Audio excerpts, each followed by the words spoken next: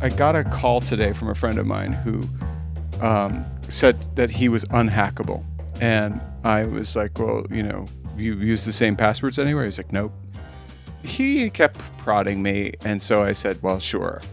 And I told him how, which is, what Travis, my nightmare, which is, I said, do you have a SIM code set up on your phone?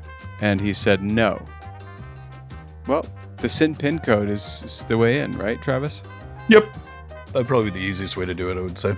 Which is how we got control of Adam's phone, which is why he's so quiet right now, because he can't get on this. I figured, once I did the 0000, I said, maybe that wasn't such a good idea. No, but that's the thing that's so interesting about it. When I talked to him today, I have just gotten a new phone, and I realized that I hadn't set up the SIM card PIN on this new phone. And then I had forgotten what the Verizon default password was, the PIN was. You know what it is? 1111? Yep. No. Mm-hmm. And do you know what? This is, Travis will like this one. And when I first set up my SIM card PIN code back in the day, I put in 1111, and that was what I was using the default PIN code for like 6 months until I realized I had to reset it. So, yeah, that's not a great idea. Yeah. That was when you were young and impressionable. That was last year, Adam. I don't know how young I was. No one is unhackable. Yes. Anyone who thinks they can't be hacked is whistling in the dark. If you whistle in the dark, you're much easier to find for apex predators. Have you ever whistled in the dark? Yeah, I whistle in the dark all the time to tell the apex predators to leave me alone, but I have a big whistle and that makes me sound. You're the guy that's been whistling at night.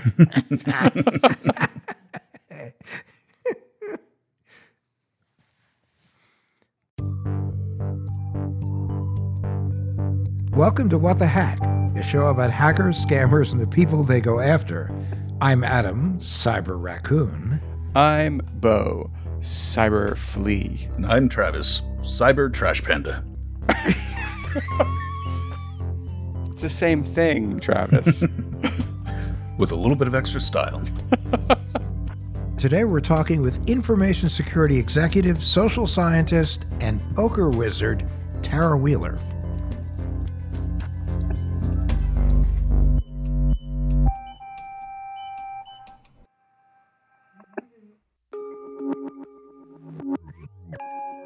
I want to welcome a friend, Tarah Wheeler, on the show. We actually met a few years ago, but just a few, at a class at American University, and she dazzled me. I just said that incredibly impressive, brilliant, funny, insightful cybersecurity wizard. I need to have this person on our show. Here we are. We have her on the show, and this is very exciting. It's a real joy to be here. Thank you so very much. Welcome. Tarah, where are you coming to us from right now? I'm coming to you from Seattle, Washington, land of, believe it or not, beautiful weather and a couple of distant forest fires. So gorgeous sunsets. And if I sneeze once or twice, it's me, it's not the cat.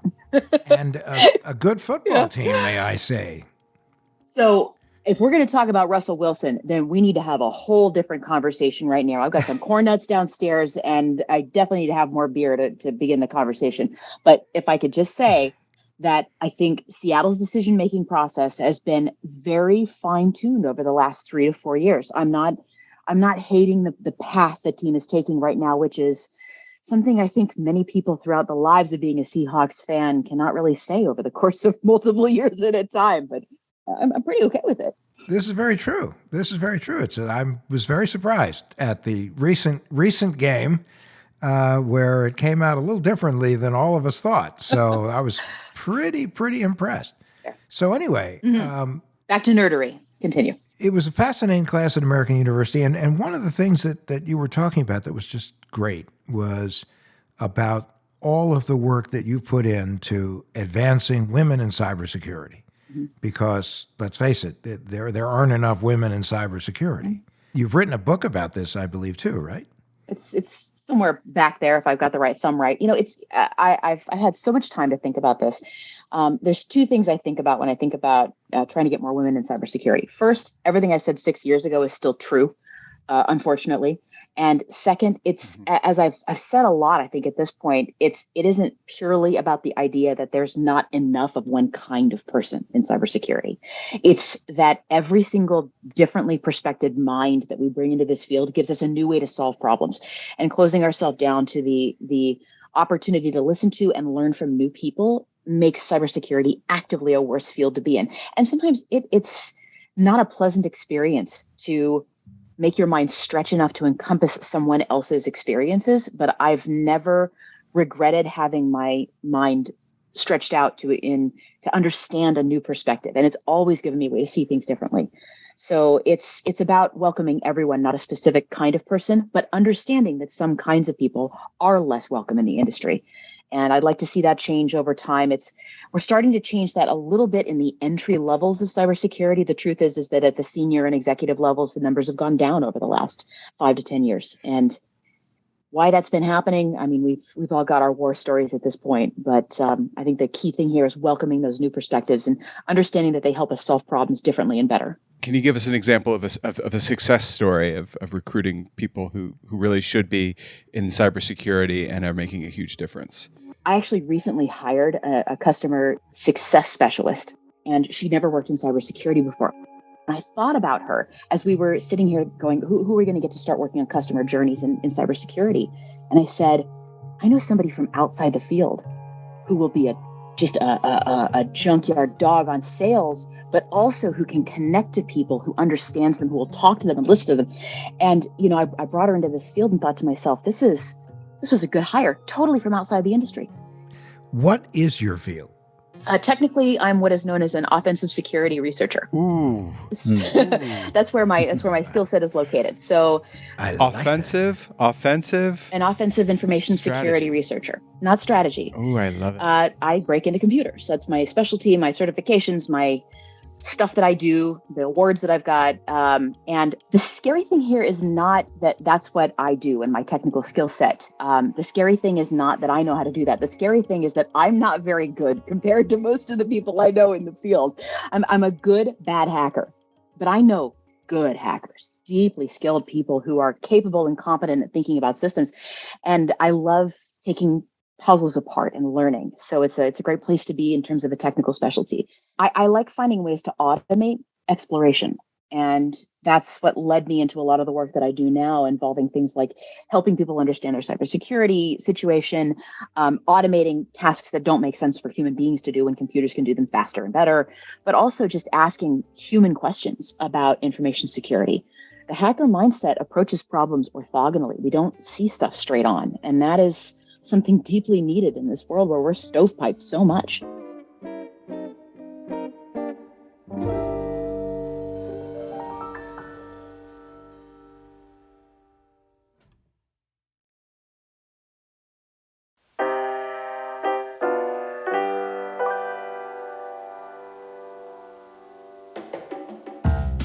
When you look at the cybersecurity landscape, are there any particular people that you say, wow, I mean, that is a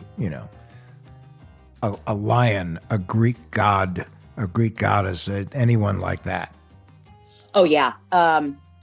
Just this morning, I was sitting up straight in my chair, listening to Mudge give his testimony in front of Congress. I don't know if you've had a chance to listen to that, but that was today, at least as we're recording this now. So I was listening to Mudge today give that testimony, and he makes me proud to be in this industry. He is a flag-waving patriot, and he did something that was incredibly hard and personally expensive, and he gave up, money and power to do the right thing.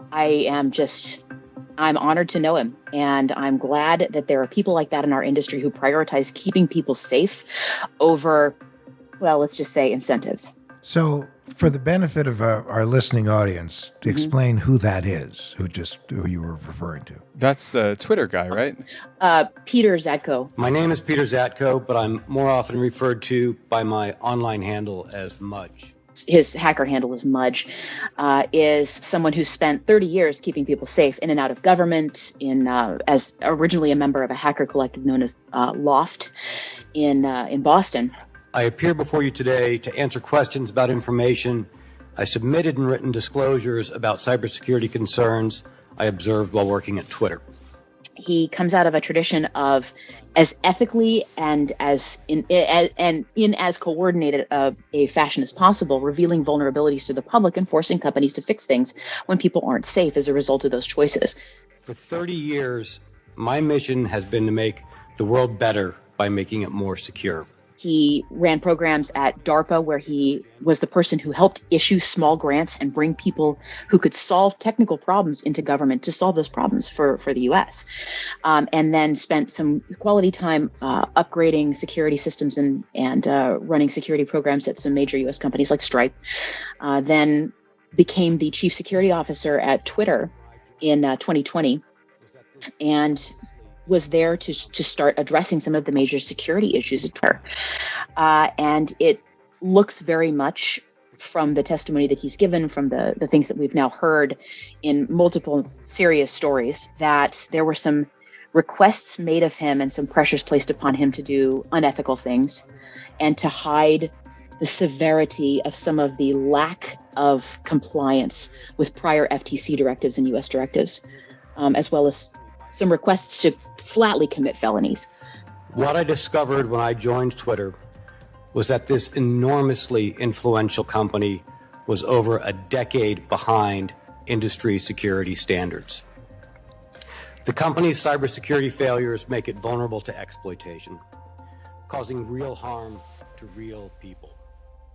Well, but he was also just roundly ignored by this top brass, no? I would say he was ignored, and when he wouldn't be ignored anymore, he was told to shut up, and when he wouldn't shut up, and so I admire that. They invited an inconvenient truth factory into their midst, and then they didn't like the inconvenient truths that he had to tell them. Exactly. This was that moment so many of us spent this morning watching this, going, this is all of the times that we were never allowed to say what was actually happening, where our contracts kept us silent, where a fear of prosecution or litigation kept us quiet for the sake of our families instead of telling what was actually happening inside companies. All the times anyone's ever been silenced because they brought up an inconvenient truth about internal information security, we're watching this just popcorn. So you mentioned that you think a lot about how to automate security, or put another way, maybe how to build in processes or checklists to mitigate risks.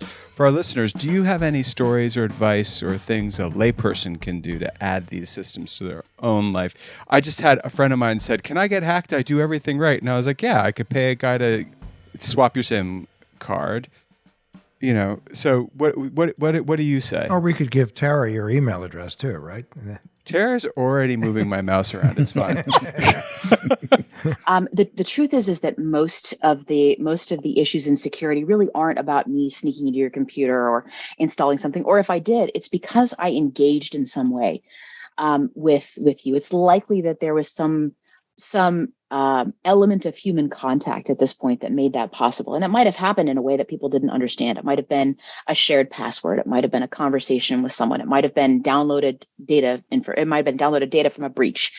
But it is truly about people. And it comes home to us when you say that your friend said, "Can I get hacked? I do everything right." And the answer is, if you drive perfectly, can you guarantee that you'll never get into a car accident? Right? That's the question. No, of course right. not. It comes down to the basic reality that accidents can and will happen. So what does your plan look like for avoiding them as best as you can and dealing with them when they do? Right. I believe you're an advocate of checklists, right? I am. And so you can have external failures. You can have someone else crash into you. You can have something go wrong with the car, right? Like there's no way to encapsulate everything that can go wrong. But what checklists are there for is to make sure that you as a person don't miss something that you should remember. Because human brains can't remember everything all the time. It's literally why we have databases and computers. You can't do everything with your brain, right? You need an exocortex. Like, who even remembers phone numbers anymore? So the questions that I get about how do I keep myself safe often look like making sure that you followed a simple set of steps to check in with yourself about what feels safe. Now, the reason this matters to me is not just because I have parents and I get phone calls from my parents, as all of us do. "Hey, I just got this odd phone call. I hung up. Was that the right thing to do? And the answer is always yes, it is the right thing to do. I don't care if it's me, hang up. I'm probably gonna be on the phone with you anyway. So the answer is there's a way to check in with yourself using a checklist where you say, the greatest question I've heard someone use is, if someone was saying all of this stuff to you that you're seeing in this email or getting on a phone call, if they just walked up to you randomly in the grocery store and said the exact same stuff, would you do it then? And if the answer is, oh, that's kind of odd, that's a little weird, I don't think I would, right? And if that's on your checklist, then you've got an excellent first step to figuring out if you should do the thing that someone's asking you to do. So let's rephrase. The checklist is, if you were in a supermarket and someone said, hey, can I have the password to your Facebook account? Yeah, just randomly. Hey, I'm Jake and I live one town over and I'm calling to do an IT check with you. And if somebody showed up in a grocery store and asked you all of this stuff, would you do it? Right. And all of a sudden you see the lights go on in people's minds. So like, oh, it'd be super weird if somebody did that. I was like, if it's weird in person, it's probably weird on the internet too. Like it's just weirder at scale. Yeah. They had a commercial on a couple of years ago from the Postal Inspection Service, and they had a guy who was dressed up. It looked very lawyerly. Briefcase, sits down next to a woman who's just on a bus and starts talking about the royal family that he's representing that has chosen you to be the recipient of their millions that they're getting out of the country. And the woman gives him a strange look, stands up and walks away. And the voiceover was, if someone were to say this to you in person, you would walk away. Why do you buy it simply because it's online? Well, when we do this, when we fall for scams like this, one of the biggest problems is that we're ashamed to be human. You know what? I have a humiliating story. I'm going to tell you a humiliating story about me. Awesome. I love them. We love humiliating stories. I was an We idiot. live them on a daily basis. Oh, So, it's gross. I am a humiliating story. So, and this has to do not only with a checklist, but with how you can make a mistake and just be face palming at your own idiocy, but you still have to deal with the consequences because everyone does if they're scammed, right? So, I'm a fairly competent human being in information security, and I was once hired to run the internal offensive security for a company, and my boss was kind of the head honcho of all the security folk. I'm being as unspecific as possible here, but it was a big responsibility. I was one of the people who was in charge of testing internal systems, and so the first week I was hired to go do this, I show up on site. Great week talking to people. We start getting some policies and practices in place. I meet with the person who's hired me on Friday before I'm going to get on a plane and leave again. And we sit down. We're having like that last cup of coffee. Have a sandwich across the street at the restaurant. And I said, "Great, so wonderful, having a great time. Let's get this show on the road. Wonderful." I get to the airport, and I'm at Norman Mineta Airport, San Jose Airport. I'm still not being specific because there's 80 zillion tech companies in like a 4-mile radius of it. But I get to San Jose Airport and I start following my checklist. When I leave a location like that, I check to make sure, is my driver's license in the correct location? Do I have my phone fully charged? Is the cord in the right location? Am I set up for the next time I come down here? Is the front pack of my backpack ready to go with all of the things that I'm going to need? My passport, my work badge, at which point I stopped and went, where's my work badge? And I stopped and I looked again. And I set my pack down on the bench and I looked again. And then in the middle of the concourse at Norman Mineta, I took everything out of my backpack and I laid it down, and it looked like it was a reveal video on YouTube. I had everything laid out. I mean, we're talking lady products and lipstick and extra clothing and books and technology scattered all over as neatly as I possibly. The badge is gone, completely gone. And I realize, I think, what has happened. And I have lost my internal badge to get into the most sensitive areas of this company my first week, when it is my job to keep the company safe. And I have to call my boss and tell him that I've lost my badge. And I called him and I got his voicemail, and it's like 20 minutes since I've been sitting in the restaurant across the street. And I was like, I have to tell you what just happened. And I was near tears, honestly. This was incredibly humiliating. And I was like, I think I know what happened. I'm going to solve the problem. I'll get right back with you. I call the restaurant, and my badge is under the table in the bar in the restaurant across the street. Now, a couple of things. Do you have to, at that point, with your badge being in the wind for a little while, do they all need to be replaced? So that's the interesting question. Nobody knew, because what I didn't know was where to report this. I found the badge, and I could have just asked somebody to step across the street and just go sit it on my desk or drop it in an envelope. But here's the problem. I don't know what's happened to that badge in the meantime. I don't know if someone's picked it up, if they've cloned it. It's a simple RFID badge. So it's now my job. I have to do this. I have to report it to security and say, look, this happened. I don't know what happened. You should probably shut my badge down in the interim, and take a look at the logs and find out if anything happened to it. And they did. And the problem was there was no place to report it. So, well, you should have just reported it to yourself. That buck could have stopped there. That's a tempting thing. And I thought about it. I did. And the answer in was cyber, it's a horrible idea. It is. And what ended up happening was by 3 days after that, the company had a new policy and process for what to do and how to get your badge shut down when you know where it is, but you don't have your hands on it, because there was no process for that ever before. There was thousands of employees at this company, and no one had thought to create this process yet. There was a new alias to report it to, and there was a way to log this having happened, as well as a freebie for the first 3 times you did it and followed the process. Right. Well, so out of the ashes of this came a new policy, which is a good thing. Well, and out of that, this is sort of the Brandeis quote, right? That the best disinfectant is sunlight. You know, so like especially in cyber, like transparency is the name of the game, right? Yeah, it's not the crime, it's the cover up, right? And if you take this moment, there's 2 things. First, if I had not followed my checklist, I wouldn't have seen it wasn't there. And it wouldn't have been 20 minutes. It could have been 5 hours. It could have been swept up in the trash. It could have been picked up by someone. Right, in that restaurant with my name and picture and company on it across the street that would have booped anybody into the building. Here's the interesting thing. You know, you've made a lot of analogies to flight and pilot and checklist. Is it really that complicated? The reason a checklist exists is to trigger your mind to solve a problem systematically, to cover as many things as you can. And a checklist in absence of understanding why that thing exists is meaningless. Here, let me give you an example. Hang on. Here, excellent one. Okay. So I'm a Cessna pilot. This is a Cessna 172, and it's a carbureted plane. Okay. You see these red things that are on here? All these red items over here, right? Yeah, that's where Jesus talks. It's definitely where Jesus talks. These are the memory items for emergency actions in flight. It's not a question of whether or not you could just follow the checklist. You have to understand why this is happening. When this says something like vents, cabin, heat, and air off, right? The reason you're doing that is to prevent smoke from entering the cabin, right? And the reason that you would open the vents, cabin, and fire and heat if the fire is out is because you're trying to get oxygen back into the cabin again.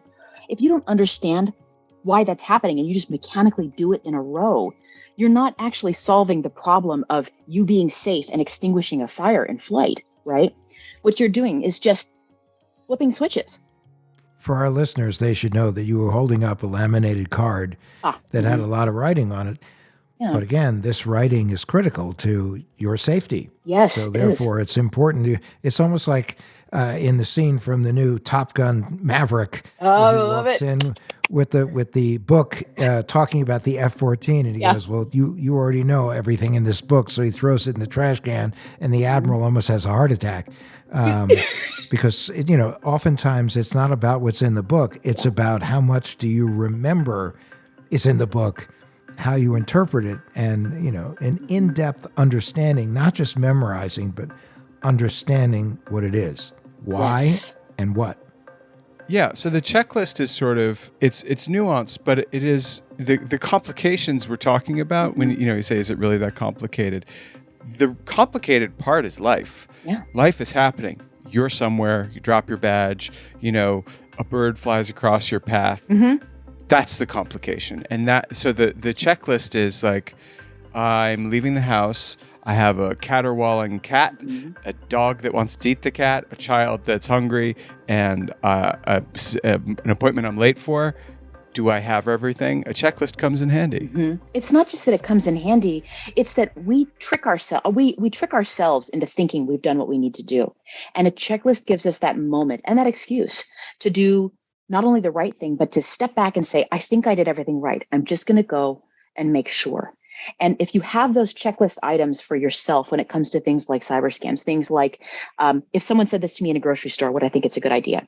Am I about to be talked into revealing something that I've been told never to give over the phone? Like the 2-factor code that was just sent to me in a text message. Someone calls me up and says, can you just read that off to me? If you've been told that you're not supposed to do that, but somehow you think it's a good idea this time, and you look at your checklist, and it may just be a 2-item checklist, nothing other than don't talk to strange people on the phone. And if I think this was a bad idea in person, I probably shouldn't click yes in an email either. That's going to save you from 90% of what's wrong in the world, honestly, on the internet. And if you look at that, you're like, oh, I want to make an exception to that just this one time. Just ask yourself this question. Make the third thing on your checklist to stop doing this thing right now, get a call back or get a check from someone else, and just don't do it for 15 minutes. Just don't do it for 15 minutes. Get off the call, revisit it in 15 minutes. If you still think it's a great idea, 15 minutes from now, after having talked to somebody who's a smart person, who's there with you, if you've got just some check, stop and ask yourself, if someone's trying to make you do this and you've got, and you say, I just want 15 minutes to think about it. And they say, oh no, I need it right now. That should be a giant warning sign. That is a screaming alarm. Gotta develop a pause. Exactly. Pause. Yeah. There's nothing that has to get done that fast, honestly. And again, this is not a metaphorical checklist. This is a well thought out, adapting, evolving list. That said, does this help us not be tricked by threat actors? No. No, it doesn't. I mean, like it helps you stop yourself from most attacks, but nothing ever stops everything. You must accept that sometimes you will lose. Sometimes you will be hacked. I will lose. I have been hacked repeatedly. And the answer is that a lot of the stuff I've learned, I had to learn the very hard way. It's kind of funny. I do a lot of this stuff that it seems kind of cool, right? Hacking things, flying planes, riding motorcycles, playing poker. I do a lot of this stuff, but the truth is that almost everything I'm doing, such a boring, calm life. But it is though. That's the point. Half of what I'm doing is filling out safety equipment checks, or I'm sitting there like counting and doing odds calculations in my head. There's almost everything I'm doing is actually counting cards. I said counting odds. I did not say counting cards. Not that. Oh, sorry. Apologies. Yeah. And that's for blackjack. I see a future anyway. of you getting kicked out of casinos. I don't get kicked out. Card counting person. That's for blackjack. Card counting in poker is not only expected, it's an advantage, because you should know how many cards are in the deck. You should understand how many outs you have coming up. You should be able to make guesses about what someone else has and then do your own odds. I can't count, Tara. I should not do any of these things. I make lots of guesses when I play poker, which is how much am I going to lose? How fast? That's basically my big guess. But that's it right there, right? Like you understand, I think intellectually, people understand intellectually that they're going to win some and lose some in poker. And that the idea is that over time you make a series of small decisions that incrementally over time not only improve, but lead to a slight winning edge. And people who like that, who like the stringent mental discipline of making small correct decisions, even when they don't pay off in that moment, and can then step to the next decision and still make a good one when they're angry or frustrated over the outcome of the previous one. That's what makes a poker player. That's what makes somebody who makes small, good decisions over time, right? It's not supposed to be exciting, right? A lot of this stuff is not supposed to be exciting. It's been romanticized, but the truth is you cannot solve for everything. You're going to lose in poker. You're going to fall over on your motorcycle. Something's going to go wrong in a plane. You're going to get hacked. And the question is just, have you mitigated as much as you can?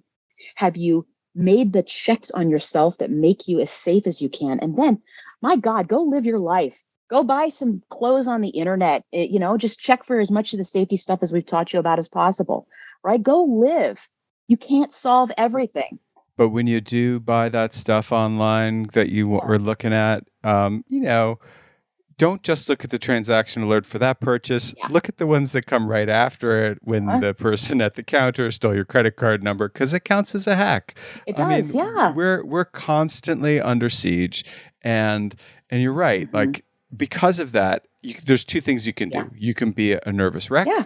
or you can just accept it as natural as leaves falling from the trees in autumn. It is. You know? Well, I think also that, and I think Tara can say this too, because we both have been involved in advising companies. My former company, that's a lot of what they did. And it's all about the fact that, look, at the end of the day, you can do everything right. But if somebody's on the wrong list at the wrong moment, the wrong person gains access, or somebody clicks the wrong link, something's going to happen. So it's not an issue of if it's going to happen. It's what have you done so that you can respond empathetically, urgently, transparently. So it's your defining moment is, yes, there is step one, which is how well do you protect the data? How well do you protect things that you have in certain ways a responsibility to protect? But the second thing, the defining moment, is when the wrong thing happens, how do you respond? Yes. And that's what changes something from a bad and unpleasant experience to a near extinction level event. Yes. Yeah, damage control, right? Right. Yes, and that's why checklists are just like when we say to people, update, upgrade, and backup. Backup means, yes, you could become a victim, your company, of a ransomware attack, but the question is, how robust are your systems and how fast can you get back up and run again?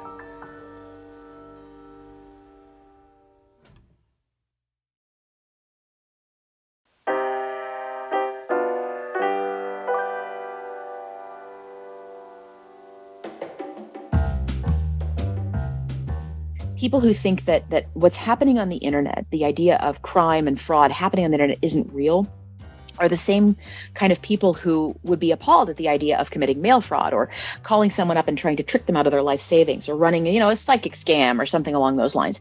Fraud is fraud. It doesn't matter if it's happening via a mailbox, via a telegram, via, a phone or an in-person conversation at a bar, or via email, right? These are old human crimes just given a new pathway to your door. That's it. And so convincing people that if you had the sense to understand fraud when you were 20, ma, dad, if you had the sense to understand what fraud looks like then, just apply those same rules to what you're seeing here. You don't get to skip out on the responsibility you have to protect yourself because you think the internet's not real, right? I'm dealing with some of my own issues right now. Anyway. Well, but just remember, every parent tells their kid, don't talk to strangers. Don't talk to strangers. And yet, with the internet, all of a sudden it's stranger. That's not a stranger. That person shares my interests. They're not strange, unless I'm strange. And people just have a tendency. People say well, I am people strange. are strange, and you're a stranger. I'm strange. The other thing is, like, those strangers, the ones that are hackers, they're grooming you. They can take their time. Not much. I know it's a hit and run for the most part. I wouldn't use the word because it's so loaded at this point. I don't use the word. So how would you put it? I'm fine with that. I won't use it again. It's a con. It's literally a con. Yeah. I mean, it's no, but it's a con. Yeah. But what do you about the setup where they're like, "Oh, Tara, I also like to wear that color red lipstick, and I also like to wear pearls. What a coincidence! And we you should be see best Bo friends." in red lipstick. He looks great. I look. He really does. Look. I don't know. Excuse me. Look at this, guys. Everyone, take a look. I have no lips. Don't have any lips. So None. there's a couple of great resources out there. We don't have to call it grooming. We already have the words for fraud and for con artistry, right? What is it? Putting up the mark, playing the con, roping the mark, tell the tale, convincer, breakdown, put them on the send. I think it's something. And a blow off at the end, right? We already have these words and patterns for what exists in a con. Same thing happens. The exact same thing happens. Can you take us through that again, Tara? Take us through it one more time. So we've got foundation work, approach, build up, payoff or convincer, the hurrah, the in, and then you'd include the blow off at the end, right? So this is way better than grooming. Way better. It's the breakdown of how you trick somebody. Right. And if you're good, that's the checklist. Right. There's a checklist for crime. Right. And so when you do this, you're following a process all the way through and you're ensuring that you've followed each of the stages because you're taking someone through an emotional journey. Right. You take someone through an emotional journey, you bring them along with you, and you trade resources, which to them, you're tricking them into thinking the resource you're giving them is as valued as the one they're giving you. And by the end of that journey, they've experienced an emotional journey with a payoff at the end that is negative for them and a financial one that's positive for you. This is a checklist for how you do this. And a skilled con artist doesn't need to sit here with a checklist every single time. And did I do all of these things? Right. They know these things, but they may stop and sit back and ask themselves, are they succeeding? Did they skip any steps? Do they need to think about anything, build anything up a little bit more? Right. And the higher value the target, the more worthwhile it is to follow your process and get it right. And an artist will understand how much time to spend on each, what it means when you move to the next stage, what the greatest amount of benefit at each one of those stages are. That's an artist. That's someone skilled at something. And that's why I say you have to remember that somebody who is a hacker is not necessarily a computer criminal. It's a set of skills. You can use them for good or ill. I am a hacker, right? And a huge part of being a hacker is being a curious person who looks at things differently. That doesn't necessarily mean I have ethics. I like to think I do. Well, I like to think I've grown into some ethics over time. I didn't have them when I was a kid. How do you think I learned a lot of this stuff? But by the time I got here, I started realizing that this is about a set of skills that you can use. And I don't know what they tell you, but the greatest shepherd is not a sheepdog. It is a reformed wolf.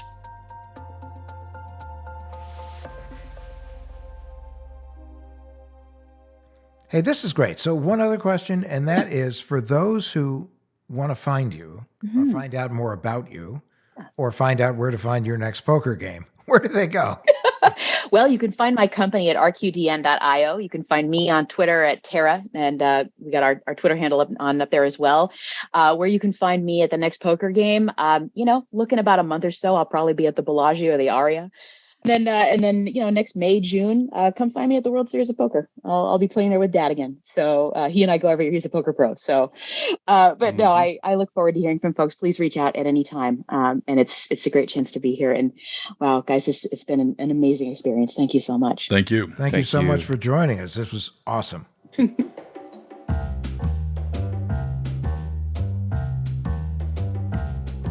So Mudgety Mudge. If you look at him from years past, he really looked the part. Now he looks just like a suit, but he definitely sounds the part still. What the hell was Twitter thinking? Hiring somebody who was like, this is like Rocky 1 when Apollo Creed is fighting Rocky and his manager goes, he thinks this is a fight. He's gonna try and beat you up. Yeah, I mean, they invited a guy into the house who was not gonna look the other way. And now they're living with the results. What happens is that you think you're getting a show horse, and you don't realize you're getting something far more than that.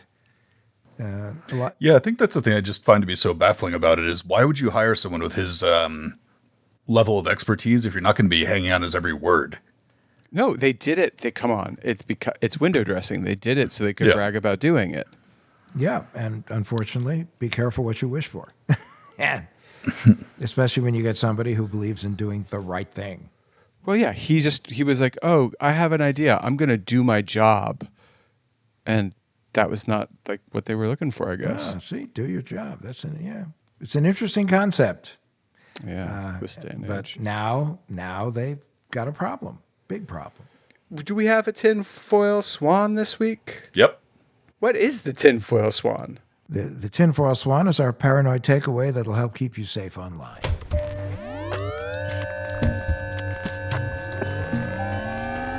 So this week, it has come to my attention, and I brought it up earlier, that people do not know how to set their SIM card pins. Now, Apple just announced that their latest phones, which Steve Jobs' daughter announced with a picture of a middle-aged guy wearing a shirt being gifted the same shirt. And she said, like, there's no difference. There is a difference, and there's a major difference. And that difference is the SIM cards will no longer be physical cards. And that's great because they can't be swapped out. But most of us don't have that phone. Most of us are still dealing with the dangers of SIM swapping. You can protect your phone from SIM jacking attacks by assigning a PIN number to it. And so that means every time you restart your device or remove the SIM card, your SIM card will automatically be locked. So it's just an extra little method of protecting your phone and your cellular data. Okay, and Adam, why should we be worried about SIM swapping attacks? What's the big deal? Someone can steal your phone number. That's Okay. really it. That means they get your texts, they get your phone calls. and in particular get you two-factor authentication. They get the keys to the castle, they get the keys to the kingdom, they get the keys to any particular part of your life, because most people think of Social Security number as the skeleton key. Truth is, your cell phone number has become the skeleton key because everybody has it. All right, so real quick, here's what you do. If you're using an iPhone and you want to protect your SIM card, you just go to Settings, go to Cellular, then you will see under Cellular your SIM card PIN.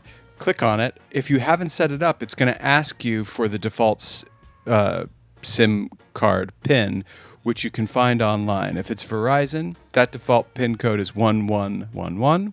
I know that because I just set mine up on my new phone. Now, once you do that, it'll ask you to set up a new PIN code. Set that up. It'll ask you to confirm it. Confirm it. Don't forget it, because you're going to need it every time you open your phone. And that's how you do it on an iPhone. Travis, how do you do it on an Android phone? There are a bunch of different types of Android devices, but for the most part, what it is you just go to the settings on your phone and then tap on security. And once you're there, you go down to advanced, and you'll see something that says SIM card lock. And from there, it's pretty much the same process as it is with an iPhone. You enter in the default PIN code, then you set your own, and then try not to forget it. If you're trying to guess it, just keep in mind, though, that if you enter it incorrectly 3 separate times, it will lock your phone down. So you need to be careful when you're setting it. Yeah, and if you do that, you're going to have to go to the actual store and have them reset it. So just try to avoid that one. And there's this week's Tinfoil Swan. If you like the show, we hope you rate and review. It does help people find it, and we're always looking for new listeners. If you have a story you want to tell on the show, we'd love to hear it. And you can get to us through adamlevin.com. That's ADAMLEVIN.com. And there's a banner that says, have a story, tell a story, something like that. Click, tell, come, talk. It'll be great. Thanks so much.